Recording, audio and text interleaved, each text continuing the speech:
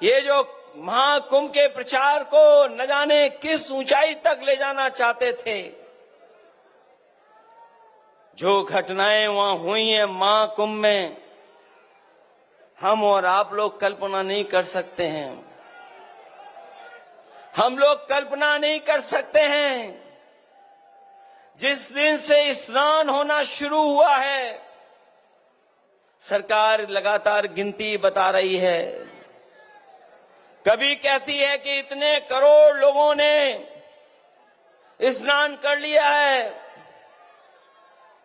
कभी आंकड़े देती है कि इतने करोड़, 30 करोड़ से ज्यादा लोग स्नान कर चुके हैं।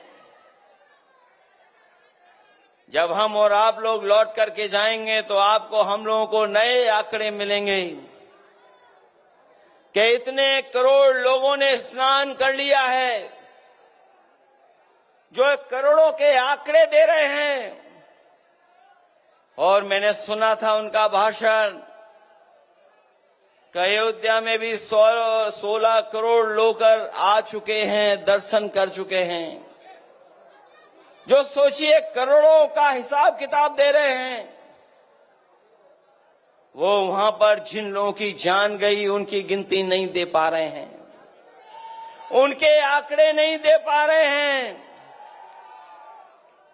ऐसा कभी नहीं हुआ था, ऐसा कभी नहीं हुआ।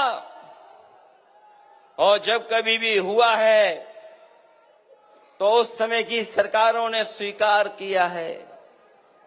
ये पहले मुख्यमंत्री हैं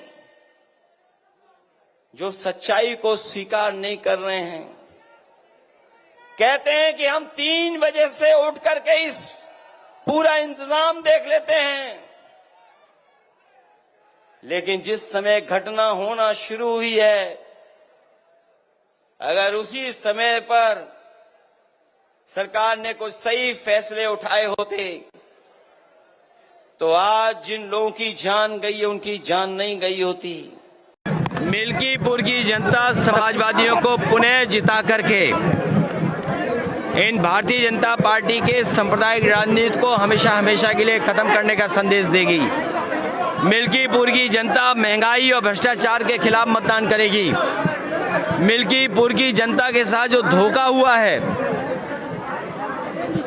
जिस तरीके से सरकार ने भेदभाव का रास्ता अपनाया है, मिल्कीपुर की जनता महाकुंभ में जो लाशें बहीं, जिन लोगों की जान गई और अभी भी गिनती छिपा रही सरकार, जिस सरकार के पास समय है कि हमने क्या स्टेटमेंट दिया उसको पढ़ने का, शासन प्रशासन के लोग जो इसी में लगे हैं कि गिनती कितनी है, जो करोड़ों की गिनती कर सकते हैं, जो करोड़ों के स्नान की गिनती कर सकते हैं, वो मरने वाले लोगों की लाशों की गिनती क्यों नहीं कर सकते हैं? जो खोए हुए लोग हैं, जिनके परिवार के सदस्य, किसी का भाई खो गया है, कोई बहन अपने पिता को ढूंढ रही है, कोई बेटा अपने पिता को ढूंढ रहा है, कोई महिला अपने ददुआ ससुर को ढूंढ रही है, तमाम लोग हैं जो अपनी बहन को ढूंढ रहे हैं। उन्हें सरकार नहीं खोज रही है, ना गिनती बता रही है। अगर वो थाने जाते हैं तो कहते हैं खोया पाया केंद्र में जाओ, खोया पाया केंद्र में जाते हैं तो कहते हैं वहां पर जाओ। लोग 40-40 किलोमीटर, 25-25 किलोमीटर चल करके भटक रहे हैं, लेकिन ये सरकार कोई सूचना नहीं दे रही है।